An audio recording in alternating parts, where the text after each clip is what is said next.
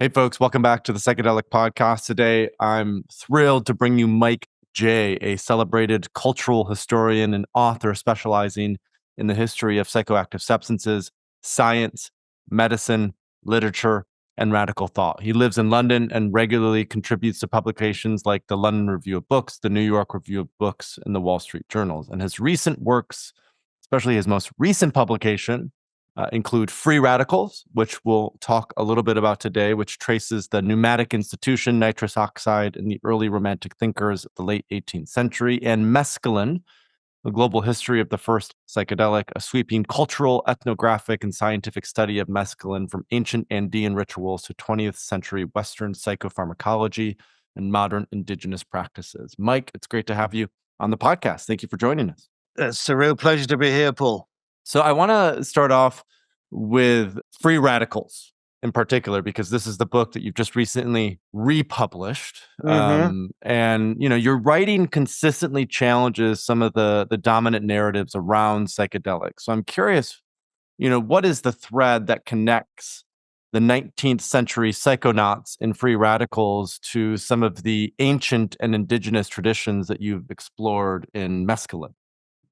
I think these are kind of parallel tracks. In Mescaline, one of the things that appealed to me about Mescaline as a subject was it has a Western history, which is actually more extensive and deeper and more interesting than most people realize, but it also has an indigenous history, which of course goes back way further and way deeper, and they're pretty different. And this Free Radicals is really kind of, I've been researching the history of drugs and psychedelics for about 20 years. And pretty early on in that, I zeroed in on this moment and this episode as the origin story of our kind of Western modern scientific engagement with psychedelics. So that's a very different story from the indigenous story, but I kind of felt that, we don't have lineages in the way that, indigenous cultures do. I mean, my parents didn't take psychedelics. My grandparents didn't know what psychedelics were. There's no lineage back that way. But actually, synthesizing new psychoactive substances in a laboratory, that was a story that started somewhere, and it started at this moment in the pneumatic institution with nitrous oxide. And then the kind of protocol of a group of volunteers getting together to self-experiment with a psychoactive compound and to look at it from every possible angle, and I think, right back in this origin story in 1799, all this, science is much broader than it is now. So people are really drilling down into the chemistry. They're also drilling down into the medicine and the connection between mind and body and pain and pleasure and breath and lungs and mental states. They're really there, but they're also, the young romantic poets, Samuel Taylor Coleridge and Robert Southey are partaking in these experiments as well, and they're very interested in providing a poetic language for describing the psychedelic experience as it's emerging. And these people are also very engaged in philosophy. Weirdly, this lands just at the moment when, and among the people who are the first people to grapple with German idealism, the first people to write about Immanuel Kant, who are, so all those ideas about, is the material world, all there is, or is the material world actually an emanation of the world of thought? So all that's happening. So, compared to the way that psychedelic science is conducted today, we're still very focused on the subjective experience, but we're not really studying it directly. We're kind of doing it by proxy. We're looking at brain imaging and neurochemistry, and it's the days are long gone when a bunch of psychedelic researchers could go, okay, well, let's all start by doing heroic doses of this, and then all share our experiences. That doesn't happen anymore, but that happened at the beginning. So that's why I wanted to kind of unearth this particular story and really do it justice. Get to meet the people who are involved, to understand the time that we're in, and see where all this kind of Western engagement with psychedelics really started. Well, and one thing that comes up is Sasha Shulgin's work, right? That Yeah, him and his small group of friends, when he was inventing all of these psychedelics in the 60s, 70s, 80s, they would get together in a group of 4, 5, 6, 7 people and experiment, and they had a sort of system for it. And so I'm just now making the connection with, some of these early romantic pioneers as it relates to these gases, which we'll talk a little bit more about, but in yeah, particular nitrous oxide. This sort of experimental mindset is so important as a sort of substrate for science, and I think it's yeah. part of what you're talking about is we've sort of lost that, at least in the last 5, 10, 15, 20 years. You have a lot of researchers who actually refuse to talk publicly about their experiences because they're worried it may impact the public's perception of the quality of the science that they're doing in the first place.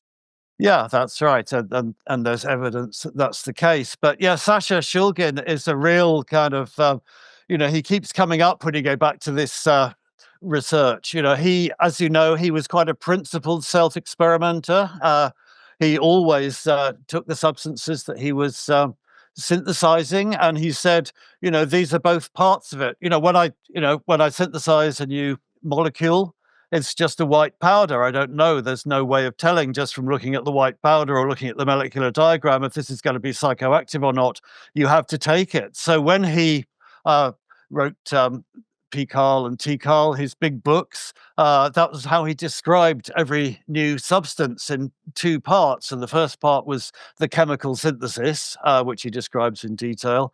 And the second part was what he called subjective extensions and commentary, which is him and, as you say, his small group of volunteers going, okay, what does this feel like at 50 milligrams? What does it feel like at 75 milligrams? What does it feel like at 100 milligrams? And so on. And that's, I did have a conversation about this with Sasha, that he's actually kind of recapitulated, exactly the structure that Humphry Davy, the chemical researcher who discovered nitrous oxide, first came up with, because the big book that Davy wrote on nitrous oxide was called Researches Chemical and Philosophical. It Mm. was he wanted to bring the two together, and he starts off in the book by talking about the synthesis and what nitrous oxide is and why it's different from nitric oxide. And then he goes on to talk about physiology and animal experiments and how much of the gas is absorbed into the bloodstream. And then he does his self experiments and he talks about, pulse and respiration. And then he goes through to this final section, the philosophical section, where he has dozens of short one paragraph length accounts from people of inhaling the gas and describing the experience. So I think he and it's fascinating to me that Shulgin kind of recapitulated this, and they both realized from the beginning that, okay, these are not mutually intelligible. There's no way you can connect the chemistry to the subjective experience, but these are both sort of two sides of the coin, and you have to put them both together to understand what it is that you've discovered. So I want to talk a little bit about nitrous oxide in particular, because it's not a topic that we've covered in depth and detail on the podcast prior, which is saying something because we have, over 300 episodes and I've been doing this for about 10 years. So it is Hmm. really, really unique. And for most of our listeners, they may be familiar with William James and his experiments with nitrous oxide in the late 19th, early 20th century, and how the varieties of religious experience came out of that. Folks probably aren't as familiar with Thomas Beddoes and Humphry Davy. And so I'd love if you could talk a little bit about this sort of lineage or the sort of thread between Thomas Beddoes, Humphry Davy, and William James? How is it, or what is it that connects those three individuals? And what have you learned in your sort of studies of these three people? Yeah, it's a fascinating and kind of unpredictable and picaresque journey between them. So it starts with Thomas Beddoes, who's the director of the Pneumatic Institution, which is this kind of pioneering institution set up to study the medical possibilities of gases. And he hires a young, kind of brilliant chemist, Humphry Davy, as his laboratory assistant. And their idea is to synthesize all these new gases. I mean, this is only relatively short, 20 years after Joseph Priestley first synthesized what would be called oxygen and carbon dioxide and made soda water and so on. So people at this point know that actually there are lots of gases. People used to think that air was kind of one substance, and they're starting to figure out, no, it's kind of lots of different substances, and it's a mixture, and there are other elements that are gaseous at room temperature. So that's a project to just try all these different gases and try inhaling them. And one of the very first ones that Davy and Beddoes happen upon and figure out how to synthesize is nitrous oxide. And it's been synthesized before, but nobody's inhaled it. There's a kind of idea that it's toxic, but nobody's really tried this. So Humphry Davy inhales a little bit just to see if it's toxic or not, and it's all seems all good. So he inhales a bit more and starts to get these kind of tingling sensations, as he says, a thrilling in my chest and extremities, and this feeling of kind of great, pleasure and euphoria. So he keeps on huffing, and this kind of he gets this crescendo sensation of euphoria, and then kind of as he gets to the peak, this amazing sort of mental explosion. It's like an out-of-body experience. He leaves his body behind and finds himself in this world, as he says, where nothing exists but thoughts. He's in this whole new dimension that he didn't know existed, and of course nobody's ever inhaled this gas before, so this is a state of consciousness that nobody else has ever experienced. And he and Thomas Beddoes get this cadre of volunteers together, and they all try inhaling it. And Davy kind of gets very, very fond of it and takes larger and larger doses and has amazing psychonautic adventures, which he describes in his book. And it's like there are so many questions here. What's going on? How can it be that a gas that, as far as we know, didn't exist in nature, you could just synthesize it in a laboratory and inhale it, and suddenly you have this kind of cosmic experience that, like seeing reality for the first time. So how can this be? How can a lungful of gas, artificial gas, produce all these kind of mental changes and sort of, spiritual experiences? So they're grappling with all that, and they're convinced that this has got to be a major medical breakthrough. There's got to be some amazing applications for this, and in a pattern that we may find a little familiar. It's actually a little harder to find the sort of killer medical application. Its effects of nitrous oxide effects are very variable, very different on different people. What's really amazing is this effect on consciousness, and you don't have to be sick to experience that. So what starts off as medical research kind of devolves into consciousness research and poetry, and then nitrous oxide becomes a kind of party trick that people do at in music halls, and particularly in the States and in carnivals. Someone will turn up with a tank of nitrous oxide and explain the incredible effects of the gas and get volunteers up from the audience and to inhale it, and then people will kind of act out this crazy moment of disinhibition. And it's during the course of this that dentists, first of all, start to notice, hey, that guy that inhaled that gas and he like staggered around reciting poetry and he whacked his shin really, really hard, but he didn't seem to feel any pain. And now the gas has worn off, he's really feeling it. So it was dentists who, first of all, started offering nitrous oxide to patients, when they had tooth extractions and so on. And from there on, it kind of found its way eventually into medicine, into surgical anesthesia. So, like nearly 50 years after the pneumatic institution, suddenly, this gas in medicine had its killer application, and it was the greatest discovery in the history of medicine. Wow. Surgical anesthesia, and particularly for American medicine, it was kind of really what brought American medicine onto the world stage, and it was really rapidly adopted, and everybody was like, because surgery without anesthesia, had been so traumatic, and it totally revolutionized, medicine and the human conditions. So, the guys who 50 years earlier, Beddoes and Davy had been saying, this is astonishing, this changes everything.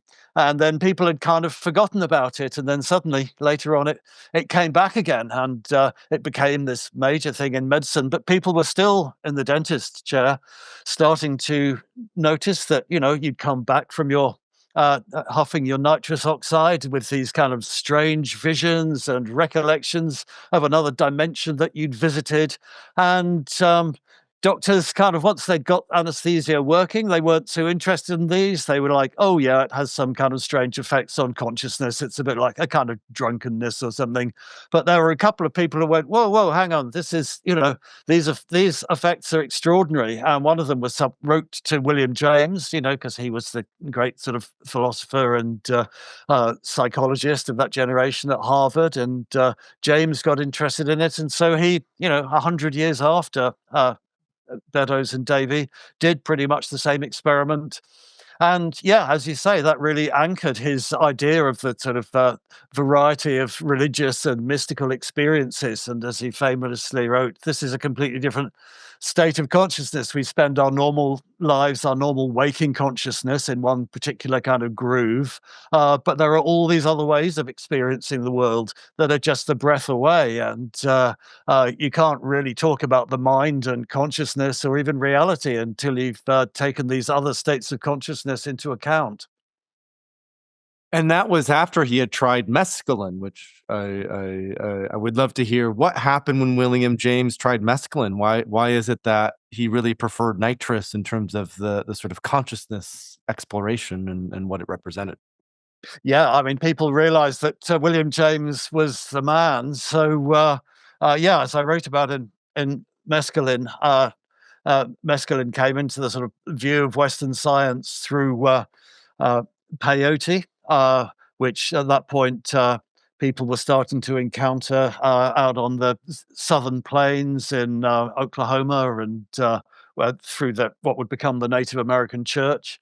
And there was an ethnographer from the Smithsonian, a guy called James Mooney, who was a real partisan, really kind of defended the peyote religion, which most of the missionaries and the Federal Bureau of Indians were saying, "Oh, this is a low life intoxication. We've got to get the Indians off this stuff." And Mooney was like, "No, this is their culture right here. This is the way that their culture is going to keep going and surviving." And he brought the first batch of peyote buttons back to the East Coast, back to Washington, D.C. He had a peyote meeting with Quanah Parker, the chief of the Comanches, after which Quanah sold him this bag of peyote, and then he passed some of it on to Weir Mitchell, who was the kind of most famous neurologist in America at the time. And Weir Mitchell's first thought was, got to get some of this to William James. This is really his bag. And so James was very excited, and the peyote buttons came with a letter from Weir Mitchell saying, I had a delightful afternoon in fairyland, and I couldn't believe all the colors and the hallucinations. So James went off to his cabin in the woods for a weekend and at his peyote buttons, and he was just so sick. he just spent 48 hours really, really sick. You know, he said like his real terrible seasickness and nausea. And after it, he recovered and he said, well, I'm going to have to take the visions on trust. So he'd kind of really psyched himself up for a big psychedelic experience that didn't happen. And yeah, nitrous oxide was the one that he could, that he really achieved kind of liftoff and had. You know, he'd been studying mystical experiences. His father was a Swedenborgian mystic, and he'd never really got there before. And he kind of felt this is a big dimension of human experience that I'm missing, and maybe I'm just not that mystical kind of guy. So, but it was nitrous in the end that gave him that experience that he sort of, carried on drawing on for the rest of his career. So I don't want to get too off track, but I just have this sort of curiosity. You know, another book you wrote was called Psychonauts. Mm-hmm. And the cover, by the way, you have, I would say, of all of the books in the psychedelic space, your books have the best art covers. Free Radicals is great. Mescaline is great. Psychonauts is fantastic. And it's the cover of Psychonauts is William James in the Amazon. And so I'm curious, just because in the modern psychedelic renaissance, there's so much talk about ayahuasca and, you know, Amazonian medicine. Was James ever exposed to, you know, yopo or ayahuasca or some of these Amazonian medicines when he was down there early on in his career? What was sort of the context there that you learned and discovered about James's experiences in the Amazon? I think it was in maybe the 1860s or 1870s when he was down that way. Yeah, he was kind of young, and he was studying with Louis Agassiz, who was the kind of great famous biologist of the era, and he went down to the Amazon on a research expedition. Not very long. He kind of hated it, had a terrible time, and it confirmed him that biology, and natural history, which he loved, but it confirmed for him that this was not where he was. This was not his professional direction. It was after that point that he switched to psychology, which sort of barely existed at that point, and philosophy, which kind of overlapped with it. Basically, the study of the mind. So yeah, that was a kind of early abortive expedition, but it did yield this fantastic photo of him in a kind of slouch hat with these shades, kind of just looking. It just goes so well with the with the title Psychonauts. You know, he's and I guess you could say that was sort of that was his first more literal attempt at exploration before he turned to inner exploration. So one of our recent guests on the podcast was a gentleman by the name of Manveer Singh, and Manveer just published a book called Shamanism: The Timeless Religion. And he had I heard about his work because there was a piece in the Guardian published a few months ago by him, sort of questioning this narrative about the ancient use of psychedelics, right? That maybe some of it was overstated, especially as it relates to ayahuasca, or even the Eleusinian mysteries in ancient Greece. And yet, what you write a lot about, especially in the first kind of chapter of Mescaline, is this ancient indigenous use of San Pedro in particular, as well as peyote. And so it seems to be that there is very clear and distinct archaeological evidence for the ancient use of the psychedelic cacti. And I'd love to hear you talk a little bit about what sort of evidence is there about their ancient use? How far back does it go? And what role did San Pedro in particular play in these sort of ancient Andean civilizations? I mean, I think Manveer Singh has, makes a lot of very good points, particularly in the context where we now kind of start to associate psychedelics and shamanism as if they're almost the same thing, and that the shamanic state of consciousness is a psychedelic state of consciousness. There's and also particularly in terms of Western psychedelic therapy, takes a lot of its charter from indigenous healing, and always kind of starts by saying, well, of course, indigenous people have been using this for medicine for forever, and that's true, but it's it's a very different type of use. I think it's uh, it's based on the idea, which is very different from the Western idea of medicine, that sickness is something spiritual. There's no idea that there's kind of a physical condition to be caused. And so I guess in Indigenous terms, healing is kind of a subset. It's one of a whole bunch of things that people use what we call psychedelics to do. I always have to say what we call psychedelics in Indigenous context, because Indigenous people don't use that term. For them, it's kind of a Western term that kind of co-opts them into something that is not necessarily, their trip, as it were. Uh, and their idea of what they would call, maybe power plants or plantas maestras or whatever, is that they. It's not so much about changing your state of consciousness. It's more like kind of pushes you up to a higher energetic level where you can see a level of reality that you can't normally see, and you can talk to non-human persons who you can't normally talk to, and you can communicate with them. And so one of the things you might want to know is, why am I having all this bad luck? Am I cursed? What's going on? Oh, another thing is, like, I've lost my wedding ring. Where is it? Or, my sister has gone to live in the big city, and how's she doing there? And another one is like, I've got this illness, what's that about? So it's not specifically kind of what we would call healing or psychotherapy or medicine. It's a form of clairvoyance, if you like. As far as its kind of antiquity goes, it's quite hard often to tell what's going on, because plants and plant material doesn't survive particularly well in sort of archaeological terms. And even when you do have it, what you don't have is the ritual and the context around it. So one of the origin spots that I'd sort of fixed on and visited many years ago, and I've written quite a lot about, is this temple of Chavín up in the Peruvian Andes, which I think is kind of gives us a very, very direct evidence of the use of power plants from 2,000-3,000 years ago. Is the time that it was built, and it's a it's a big kind of it's got stone walls and a big temple complex inside it, but it's not got any residence. It's not got defensive walls. This is not something that was a fortress or even where people lived. It's kind of a temple that was there, presumably for ritual purposes. And there are quite a lot of clues to that. On the outside of the wall, there are these amazing heads, kind of studded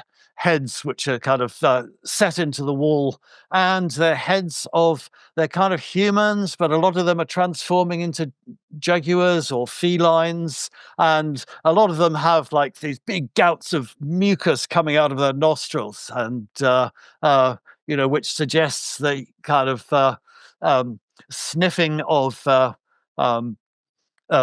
Yopo, or in this case, Anadenanthera, which was the shrub, the DMT-containing shrub that grew up in that area. And there's a lot of archaeological finds of snuff trays from that period, some of them with jaguar motifs on. And it's this part of the world where people until recently, were still kind of using Anadenanthera, or Vilca, as it's called in language, Vilca meaning sacred in Quechua. So you've got archaeological finds, and you've also got continuity with modern patterns of use. And then there, right in the central inner temple, the oldest bit of the Chavín sanctuary, is this figure who people call the shaman, but he's basically a human figure with a staff and with a face that's kind of transforming, growing big fangs and stuff. And he's holding what is really obviously a huge San Pedro, a huge Huachuma cactus. So that's the kind of evidence that, that's on a totally different level from the kind of suppositions that we might make about all what might have been in the potion for the Eleusinian mysteries. This is like, there's a San Pedro really obviously right there, and there's people who are kind of, sniffing stuff and, pouring mucus out of their nose and transforming into jaguars. And it's a part of the world where this was kind of well documented, kind of right up to the present. So, that it seems to me that's a very unusual kind of evidence, and that kind of evidence you don't really get elsewhere. And this is, Manveer Singh argues that as soon as you zoom out of South America, and if you take shamanism, if you look at all across Asia, Southeast Asia and Tibet, as well as Siberia, and then Africa, where you have all these sort of trance and possession and healing rites. If you take that big picture, then actual psychedelic plants are, are the exception rather than the rule. It's only maybe 5% of shamanic cultures who use them. So I think he's not arguing that these plants were never used or that they were never used for healing. He's just saying, let's think again before we equate psychedelics and shamanism quite as closely as we tend to today. In that it might be hyperbole or overstated in terms of the extent of ancient and indigenous use, which is also a trap that I've fallen into. And part of what I talked about with Manveer in the podcast was the sort of way in which in sort of the modern discourse, we use the ancient use as a rationalization for why it's okay to be working with psychedelics in modern times. And I think that's partly a remnant of colonialism. And so that's sort of the general topic that I want to get into next, because this is something you talk about maybe indirectly or at length in Mescaline, right? As you're tracing this compound from indigenous ritual use into Western psychopharmacology. And I'm curious to hear your thoughts on how did colonialism shape the West's relationship to mescaline, peyote, and San Pedro, these ancient cacti that have thousands of years of use by the indigenous peoples of the Americas. Yeah, that's right. I mean, one point that Manveer makes, I don't know if you discussed it with him, which I think is a really good point, is that in indigenous healing, it's usually the healer who takes the ayahuasca or whatever. But we have kind of conceived it that, nobody's going to go fly to the Amazon and kind of sit there straight, sort of 8 nights in a row while a shaman is tripping off on ayahuasca. It's about, for us, it's got to be about us. It's got to be about our experience. And I think, obviously, psychedelic experience can be enormously kind of powerfully therapeutic.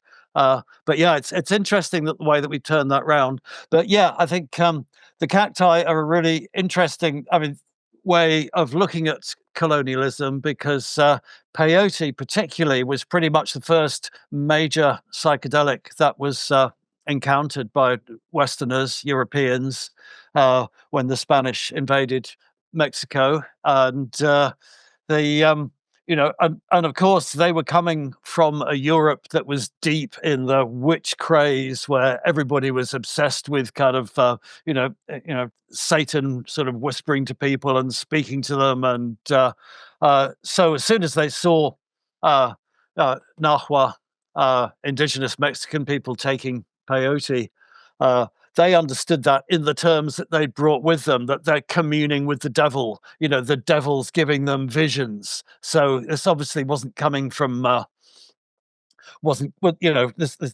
they weren't practicing Christian rituals, although it was very strange for the Spanish to see priests passing out, the peyote and giving it to people, a bit like Christians kind of gave the host or the sacrament to their congregation, and they were like, "Why does it look so similar to Christianity? Is this Satan playing tricks on them with a kind of parody of the communion?" So it was all kind of very confusing, but it became then peyote, once the Mexican Inquisition established themselves in 1520, they prohibited the use of peyote. So that became the first psychoactive drug to be banned in the modern style. And I think the effect of that was to they believed that this was something that had come from whether demonic or satanic. It was something that had come from indigenous tradition that they were kind of very devoted to. So this had to be stamped out before Christianity could take root. So peyote use became kind of a marker, and also within the sort of indigenous Mexican population, which was, very quickly sort of became kind of part Spanish as well. People who identified as Spanish wouldn't take peyote because peyote was a kind of uncivilized, degenerate habit. And then people who were sort of proudly maintaining their indigenous traditions, peyote became like a really important marker of indigeneity and of their culture. So I think that was what colonialism did, and it did it subsequently with other, with sort of cannabis and opium, and other parts of the world. They were stigmatized under colonialism as, being primitive habits that had to, people had to stop before they were going to become civilized. And then there was like a little bit of a counter movement of, that actually made peyote, for example, in Mexico, much more powerful for the people who stuck with it because it became a much more authentic emblem of their civilization and their culture. And I think, that's partly what it is in the Native American church when they adopted it, under forced captivity in the reservations. That teepee ceremony was always done at night, and it was always done in a teepee because it was clandestine. Peyote was banned on the reservation, so the whole kind of religion was something that emerged. Maybe like the early Christians, something that had to emerge in kind of solitude and darkness and nighttime and be undercover. And then when you had like the sort of post-colonial era of the sort of 60s and the beginnings of sort of modern psychedelic culture, then that gave psychedelics a different meaning, the opposite, a kind of cachet. It was like, wow, these are the sort of true sacred indigenous traditions that colonialism has been suppressing. So I think, that's another reason, in a way, what's happened since the end of colonialism is that it gave this particular luster and this particularly magical quality to these traditions that people had been trying to stamp out. Talk to us a little bit, just as an example of this, about the Tarahumara people in Mexico. What was their relationship to peyote, and how is it that they maintain that relationship through the extent of colonialism in Mexico? The Tarahumara people, like the Huichol people, were people who kind of, once the Spanish moved in and kind of colonized central Mexico, they headed out, into sort of canyon country, into the more remote areas of the Sierra Madre, really to absent themselves from the Spanish, and particularly the northern part of Mexico up towards the sort of Tex-Mex border. That was the area where peyote grew, and that was where peyote was kind of most traditionally used. So that was really where it hung on in those areas where Spanish colonial forces were weaker. And then you get kind of some stories from sort of Jesuit priests going up there and saying, they stayed in this village and there was a ceremony and everybody stayed up all night and kind of danced around the fire and ate peyote buttons and, drank aguardiente alcohol. And then at dawn, everybody just kind of collapsed in a heap. And they're always described by the Jesuits with witnesses as kind of drunken orgies. But of course, we know a lot more about now about from the people like the Huichol particularly who've kept these traditions going. We know much more about what that meant and what its significance was and how important it was to the centering of society. And the Tarahumara had moved out into sort of very remote bits of the canyon. The great account of them actually is by Artaud, the French surrealist and decadent and expressionist, who was kind of in the throes of a nervous breakdown and went out there and visited the Tarahumara in the 30s and wrote a book called The Peyote Dance, where he describes hanging out with them in a way that is a little difficult to get a literal reading on, because he's obviously having a pretty intense mental breakdown, as well as being on peyote in the middle of the desert. But so you get a bit of a sense of that. My Sounds like Hunter S. understand, Thompson a little bit, yeah, right? that's right. Yeah. Yeah, it is. Uh, my understanding is that it's not so widely used among the Tarahumara anymore. But as we know, the Huichol, who also moved up into the mountains, abandoning their traditional lands, which were their sort of which were their peyote grounds, up by Real de Catorce, up in the desert there, and they still famously make their annual pilgrimage to the old peyote picking grounds where they used to live, and then go back to these remote areas in the northwest where they kind of have kept their tribal traditions really strong and really separate and away from Spanish influence. I want to sort of deepen into this and spend the last little bit of our conversation talking about how psychedelics shape cultural evolution. And I'll provide a few examples, but really want to hear your sort of in-depth take on it. In Free Radicals, especially in the opening part of the book, but really throughout the book, there's a broader conversation going on around the French Revolution and the impact of the French Revolution in the UK, and how a lot of these people, including Beddoes and Humphry Davy, were interested in the impact that the French Revolution was having on individual rights and sort of the overthrow of the monarchy. You then had, in the 50s and 60s with the sort of quote unquote counterculture, right? This relationship between LSD and the anti-war movement. And how LSD was this sort of catalyst for what many would consider today to be around meditation, breath work, sort of the exploration of consciousness and how that relates to a healthier system and society. So I'd love to hear you talk a little bit about this sort of relationship between the use of psychedelics, not to escape reality, but to really deepen our understanding of it, and the role that it's played in shaping the sort of evolution of the West in many ways, especially these last 200 or 300 years. Right. I mean, I think, it's the discovery of nitrous oxide that emerges, in this moment right after the French Revolution, at a point when political progress and political reform and what we would now call democracy, people being allowed to vote, the abolition of slavery, women's rights, all these causes, were really central to the group of people who first investigated nitrous oxide. And Joseph Priestley, who'd been the very first person to synthesize it, but who hadn't inhaled it himself, he made that connection really clear.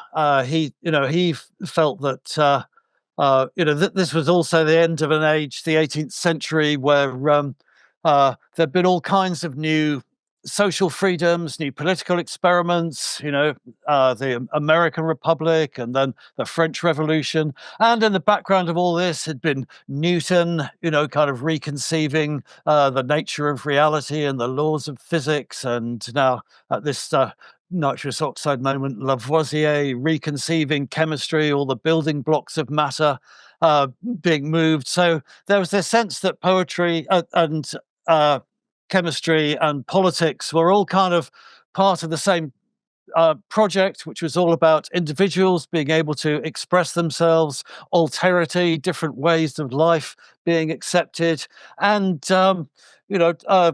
things being put to the test of experiment. Priestley links this very specifically when he says, when he talks about politics, and he says, we've got a monarchy and an aristocracy, and we've always had that. But we're moving into an age where we're actually going to be able to figure out, is this the best way of running things? Are there other systems? Are there other political systems? And he says, the British establishment has reason to tremble, from these air pumps and electrical machines, because these are things that are, putting the sort of, control of, reality and society in the hands of the people. So I think, that is a, and then if you look kind of like in the mid-19th century, for example, that sort of the Club des Hachachines in Paris, which is the next kind of uh, moment where you got a really very conspicuous drug scene that's also associated with the Republicans and with the radicals, and it's about and with all kinds of tropes that we would recognize, like long hair and eccentric dress and staying up all night and sexual experimentation. It's kind of all part of that package. And as you say, we see that again in the 60s with the counterculture. Although by that time, I think there's some significant tension, within the sort of various new left movements between people who are kind of engaging in a revolution of consciousness versus people who are engaging in more direct political action, for whom kind of acid and psychedelics and drugs are kind of a distraction. They're kind of self-indulgent. This isn't really changing anything. So you see these two different strategies, one of which is to really engage and try and change society from the grassroots up, and the other of which is more to disengage and to set up alternative ways of living, communes, for example, or places where, the kind of visions and group consciousness that, people are getting together on psychedelics, where they can make them a reality, for themselves.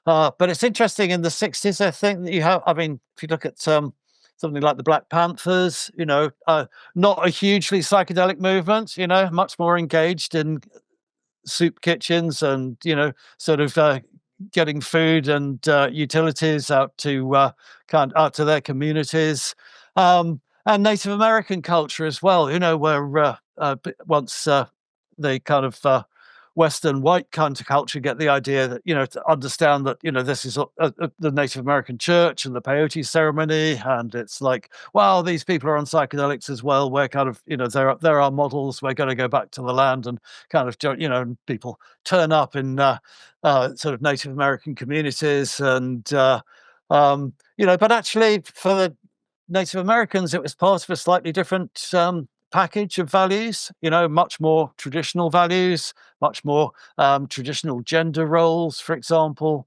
large numbers of people in the military. So, the kind of anti-war, anti-Vietnam sort of thing that was, right at the core of the counterculture was quite problematic there. So, yeah, I think it's, you can definitely see that there's a progressive pluralist agenda associated with psychedelics, and that's kind of driven us all the way through history. But actually, as we come out to the modern era, it's like as Stan Grof says, it's sort of we're realizing that psychedelics are non-specific amplifiers, and yes, they can amplify that type of counterculture, but they can also amplify, much more authoritarian or kind of much less benign ones. Like we saw with the QAnon shaman, who I believe was a very a psychonaut. This is the guy who, in the January 6th thing that happened, was out there with his big hat on. So there are a lot of interesting people who have gotten into this, and not all of them have these sort of progressive pluralist, values that many of us do share in the psychedelic renaissance. Now, the final question that I have for you, Mike, before we wrap up is part of great scholarship is asking great questions, and I think you've done a phenomenal job of exploring that throughout the sort of bibliography of books that you've written. So I'm curious to hear your perspective as a historian looking ahead around what cultural or philosophical questions are we not asking enough of when it comes to psychedelics consciousness and the integration of these substances back into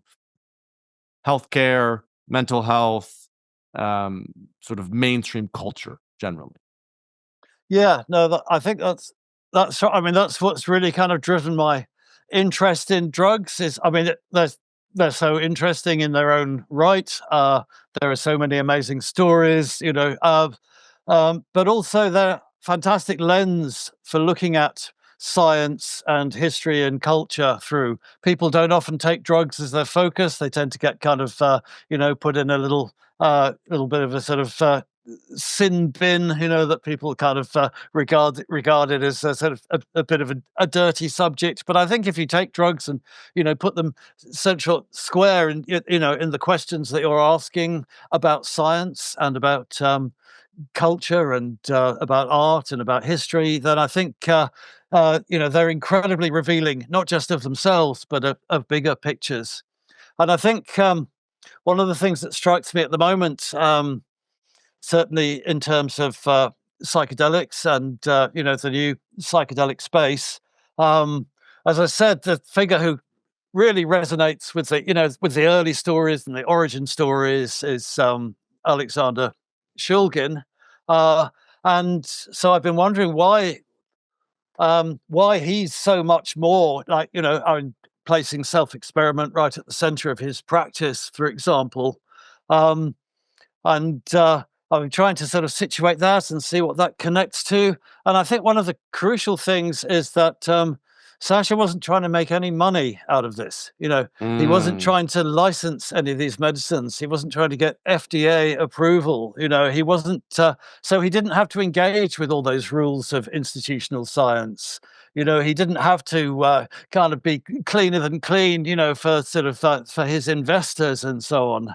And so I think that kind of is something that clues us into the sort of very central role that finance has taken in kind of psychedelic culture now going forwards. And if you look at medicine, for example, and psychotherapy, if you look back at indigenous healing, you know, you can see just how different the route that we're taking is. You don't have like in the Native American church, for example, there is no you know there is no expert practitioner in there. The roadman, the person who kind of um, conducts the ceremony and facilitates everything. It's very clear to make sure that he's not some special magic person. The drums and the rattles and everything all get passed around the circle to show that everybody's sharing the energy. And you look at that, and that looks much more like, for example, the kind of group therapy that you're seeing with sort of military veterans treating their PTSD with uh, with MDMA or with psilocybin or whatever it might be. And I kind of feel that that's what the original Native American church, for the first generation must have been like. That was a whole bunch of terminally traumatized, warriors, whose their warrior culture had disintegrated, and they had no idea how they were going to integrate themselves into their lives. So when you see film of the vets and someone with PTSD coming in and another vet saying to them, we know where you are. We've all been there. Our lives were ruined. We would never have believed that ayahuasca would kind of be the answer, but trust us, it is. And we're all working on this together. And, that's kind of what the message you get from indigenous medicine is. What you really need for this healing to work is a group of people, who are all committed to work together and, and who are surrounded, by their families and communities and support networks. And you can see the way that the sort of the needs to monetize kind of Western psychedelic therapy has moved us into this position where you kind of have to have an expert medical professional practitioner in the middle who costs however many dollars or hundreds of dollars an hour, and you have to have all these other people and all these facilities and all these retreats. And so I kind of look at the way that psychedelics are being medicalized now, and I think, well, it depends what question you're asking. If the question you're asking is how do we make money out of this, then yeah, this is the model you end up with. But if you ask the question about, how have these psychedelics been used in other cultures and how does this healing really work, I think you'd end up with a completely different model. So, looking forwards, I see this kind of this sort of bifurcation, this fork in the road between, on the one hand, the elite, expensive, private, monetized psychedelic medicine, and the grassroots group therapeutic traditional medicine. And it'll be interesting to see, how they find. I mean, I think the sort of professionalized psychedelic medicine obviously holds all the cards and has all the money, but it's clearly going to be like a bit of a bottleneck. I mean, if you think of how many hundreds, thousands, millions of people kind of want and need psychedelic therapy at this point, how many of them are really going to be like lying in a clinic with masks on their over their eyes, kind of listening to customized soundtracks? I mean, it feels to me that the vast majority of people are going to find some other way of engaging with this. So I guess that's my feeling looking forward at the sort of different models that we have and ways that psychedelics can fit into our future models. Or it could be both as well, where there might be an individual who initially maybe they have depression or PTSD, or they're struggling with addiction. They go into a clinic to have some sort of treatment, and through that work, they then have the courage or the capacity to explore more local options in their community that are more sort of long-term community centered options, right? Yeah, I think that would be great if those options are there, and it'd be so great to get a dialogue between those two. But there's quite a lot of interests in the medicalized, professionalized model and making sure that this is the only model that's available. Right. So maybe that's our next kind of countercultural challenge for the next generation. I love that. Well, Mike J, it's been an honor to have you on the podcast, folks. Check out Mike's new book, Free Radicals: How a Group of Romantic Experimenters Gave Birth to Psychedelic Science. I also recommend Mescaline, The Global History of the First Psychedelics, and Psychonauts. I think it's Making of the Drugs and the Making of the Modern Mind. Mike is a phenomenal writer. I would say one of, if not the best writer in the current psychedelic renaissance. His prose is, I would say, even beyond Michael Pollan's and sort of other folks that may be more famous. So I feel like he's a little bit of you're a little bit of a hidden gem in this space, and it's been fantastic to be able to go deep into your work and your prose and your research and all the incredible navigation and exploration that you yourself have done. So thank you for the many decades of work that you've put into this topic and exploration, and anything else that you publish. I can't wait to read on a go forward basis. So I appreciate you joining us for the show today. Oh, thank you, Paul. I've enjoyed it very much. Thanks so much for your kind words and for inviting me on, and I hope we get to speak again sometime. Thanks so much for watching. For a deeper dive into the power of microdosing with complementary practice and extra guidance, check out our best-selling microdosing course. It's a science-based protocol with dozens of best practices so you can customize your protocol to your unique needs and goals. Check out the link in the description below.